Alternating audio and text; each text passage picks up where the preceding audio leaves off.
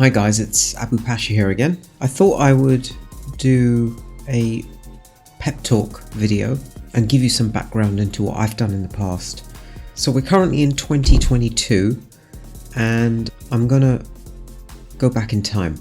So back in 1999, somewhere around there, this was at a time when the internet was new. The internet was it was unregulated. If you wanted to buy something online and pay for it using a credit card, you couldn't. There was no payment gateway at the time.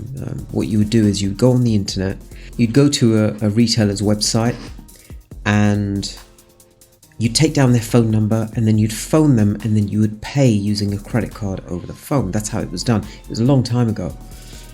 And at that time I remember I used to buy, I was quite young and I used to buy computer parts, hard disks, video cards in particular for gaming, CPUs, motherboards, whatever.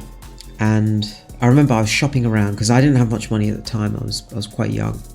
I wanted the cheapest price possible. So I'm based in the UK, but in the US at the time there were things like price comparison websites for certain products, mainly computer components. But in the UK we didn't really have that. There were some, but they weren't too great. And generally speaking, you'd have to do a manual search of all the different online retailers and see who has the best price. So I remember I was speaking to a friend of mine and I was saying, look, in the US you get price comparison websites and here there's nothing. And he asked me, he said, so why don't you do it? And I just shrugged my shoulders.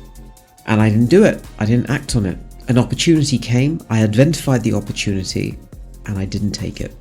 Fast forward 10, 15, 20 years later, which brings us now, 22, 23 years later. Now we're here that the price comparison websites are everywhere, and some of the big price comparison websites, for example, Money Supermarket, got sold for absolutely millions of pounds. Like, I think it got sold for 87 million pounds in cash, plus 14 million deferred payment. But I think it's a lot more than that. I think it's actually like over 100 million pounds. So anyway, that's an opportunity that I missed. Move forward further. So back in, I think it was 2002 or so, in the stock market I had shares. I was quite young at the time, but I made some smart moves in the stock market and my share portfolio was around £45,000 at the time. I got complacent and I just left the money in there. Then the money just went down and down and down. It dwindled and I didn't care, quite frankly, because money came too easy to me. It's very easy for me to make money. But what I should have done is that if I'd bought a property or two properties with that money, bear in mind that you could buy a property in London, like a 2-bedroom flat in southeast London, for roughly about £60,000, and I had £45,000. Those same properties now are worth somewhere in the region of £250,000 in the same area. So I could have bought probably two of those properties at the time. I had a mortgage, rented them out, and I would not have needed to have worked. But I didn't use my head because I didn't know these things. I had no mentors. The internet was very, very early stage. You couldn't go on YouTube to see what other people are doing, to get advice from other people who know more than you. It didn't exist at that time. That's another opportunity that left me by. Let's move further forward. So in 2005, 2006, 2007, the property market was booming and you could get mortgages for over 100% of the value of the property. So if the property is going to cost you 100,000, you could actually get a mortgage for 125,000 pounds. If the property is worth 200,000 pounds, you get a mortgage which will essentially put money in your pocket to the tune of 250,000 pounds. So you'd get 50,000 pounds in your account and then you can do something with it. You can refurb the property, maybe sell it, maybe rent it out. Anyway, do whatever you want. Again, I knew of this, but I didn't act on it.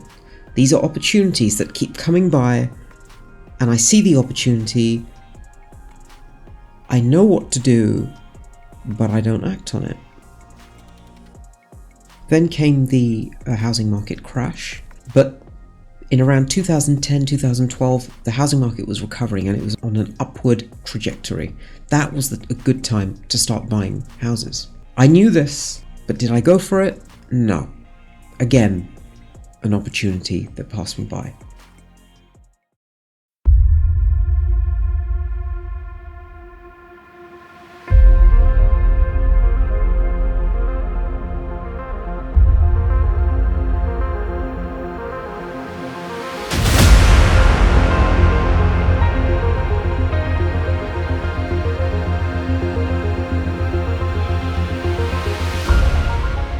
About 2 years ago, the interest rates in England dropped to a ridiculously low level. It went down to almost 0%, and basically the borrowing rates were anywhere from 2 to 3%, which are historically incredibly low interest rates. This time round, I took the opportunity. I saw that loan rates were virtually free. This is free money that's being given out, and I entered the property game. So I was buying houses and letting them out. My first property that I bought was in January 2020. This was when interest rates were getting lower and lower and lower. I bought another house in the summer of 2020. And then I bought another house in the summer of 21. And then I bought another house in the summer of 2022, and I'll buy another house in winter 2022. These are historically low interest rates, which enable property investors to make a good monthly income by renting these properties out. And don't forget that over the long term, property prices increase, so there'll be capital appreciation as well.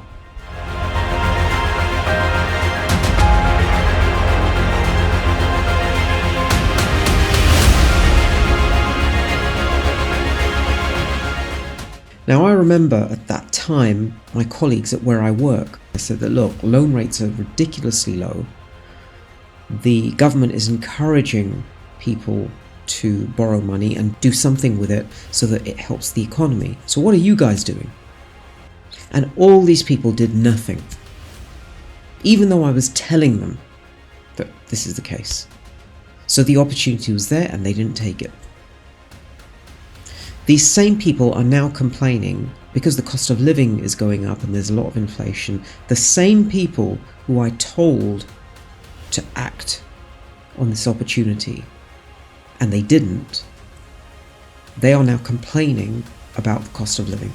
Meanwhile, myself, because I grabbed that opportunity, I increased my income. So now that inflation is high and everything costs more, I can afford to pay those prices. When I didn't even have a property and I was just researching it, I was telling all my colleagues what I'm doing. And they didn't laugh at me on my face, but I knew that they were sniggering behind my back. Oh yeah, he'll buy one property, maybe two, and that's it. But people really didn't take me seriously. Now I'm going to tell you this, is that every 6 months or so I used to email, and I say used to because you're going to understand why, but every 6 months I would send out an email to my department where I used to work, basically telling them what I'm doing. So every year I used to send out 2 emails, that's it. And I used to tell them, well, I bought this property, I used to say the price that I bought it for, how much it's cash flowing, etc, etc. I did that after I bought 2 properties, after I bought 3 properties, after I bought 4 properties. Now, after the 4th property, a senior manager said to me, don't send any more emails. And the reason is because these numbers are getting big and a lot of people are struggling with the cost of living crisis, etc. And they're going to start moaning if you continue sending these. So remember, initially they laughed at me, but earlier this year it reached a point where the money I was spending on these properties was so big, it was bigger than what a lot of these guys take home as a salary, and they weren't laughing anymore. In fact, it was so serious that a senior manager said to me, don't send out these emails anymore. And he's right, I'm not going to be sending out any more of these emails because those numbers are so big now. I mean, I'm going to be completing the purchase of a 5th rental property. And when they see the amount of money that's being spent and the amount of money that I'm earning, it's going to look bad on them. Now remember, guys, I offered these deals to them. I told them what I'm doing. I said, if you've got any questions, queries, ask me. And hey, I'll help you to get started in property. None of them took my advice. None of them. Right, folks, so that's the end of part 1. This video was getting a bit long, so I split it up into 2 parts.